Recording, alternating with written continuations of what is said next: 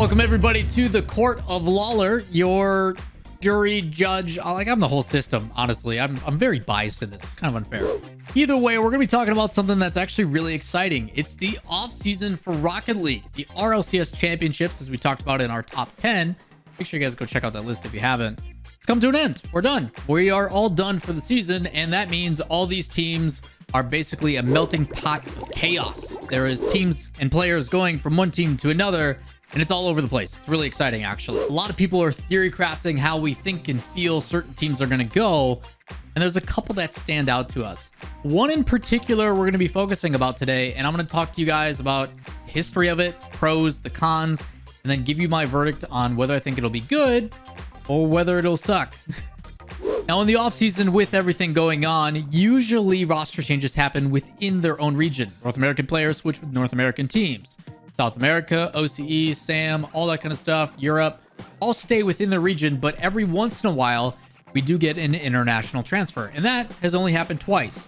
The first time was a player by the name of Drippe, one of the best players to play in the Oceanic region out of Australia, moved all the way to North America to play for Evil Geniuses. Their first season together did not go that great. They ended up getting relegated, and then he ended up going back home. In the second circumstance, Turbopulsa, who is the GOAT of Rocket League, he's a 3-time world champion at this point, moves to North America to play with the favorites NRG. They end up winning a world championship together and gave Garrett G, one of the only players who has been to every single world championship, his first title. Pretty big deal.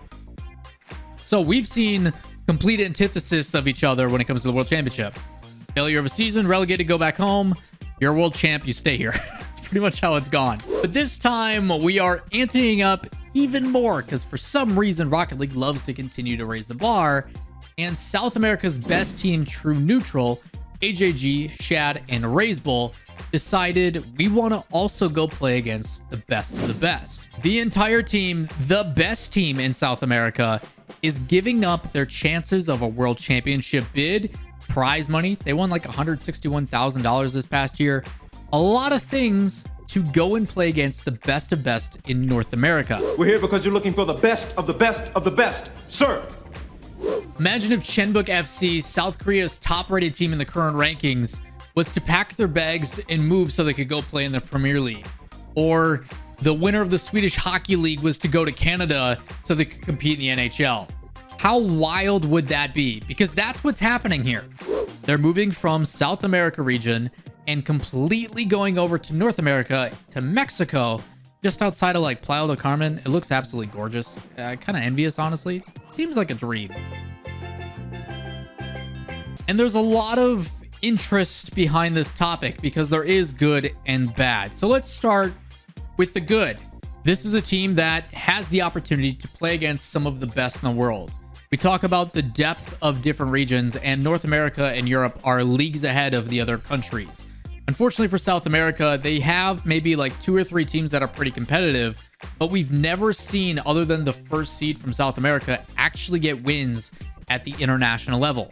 They have never showcased that other teams outside of their very best can compete with the top, and a lot of that has to do with just the lack of exposure to it, the ability to play against North America continuously and learn some of the strategies or the meta I referenced in the first episode.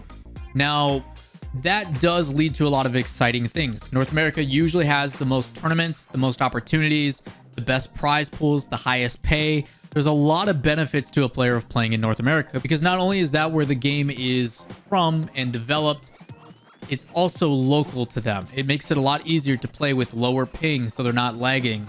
The ability to compete against some of those other teams in scrims, not only on just a world championship level, but on an every day and every week basis. The ability to set up practices against the other best teams and learn strategies and develop at a much more rapid rate than maybe like a couple months out of the year. Now, for the negative side of things, they are giving up a lot by moving. In the RLCS, the Rocket League Championship Series, which happens once a year now in a circuit-based system, there is essentially 22 events that they have the chance to compete in. And if you want to take a look at their record history, they're kind of good. They win a lot. With those results, that's some prize money. And like I mentioned, they won like $160,000 over the course of the last 10 and a half months, which when you're not winning is not going to guarantee that prize money.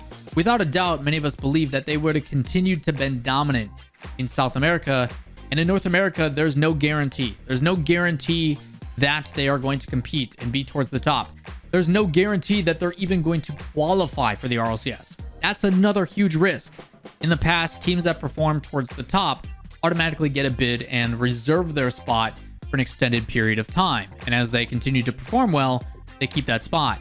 They're coming in as a brand new team with no prior evidence other than the stuff they did in a different region. And a lot of us aren't sure if that's going to carry over or not, or give them like a higher seed. We assume so, but you just never know. And if they don't compete regularly within the top 10, they're going to be taking a massive pay difference. They're going to be losing a ton of money. And there's no guarantee that they are going to be able to adjust to the different play style.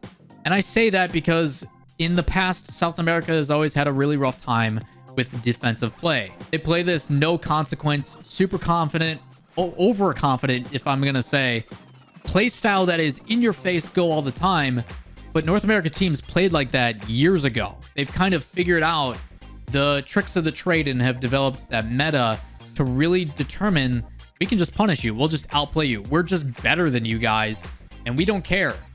And we don't know if we're going to see this team adjust and make those adjustments to become better, or if they're just going to get overwhelmed and it's going to be all for nothing. As a fan, I honestly just get to sit back and watch. I can just get to enjoy the chaos that we've been wanting international competition for so long, and now we just get it as a regular part of the season. We don't have to wait anymore. And it's a weird mentality switch of looking that this South America team is not South America team anymore. They are in a North American region, competing in North America, and have the chance to go and represent North America in a way we've never seen before. It's absolutely incredible. There's so many people that are excited about this.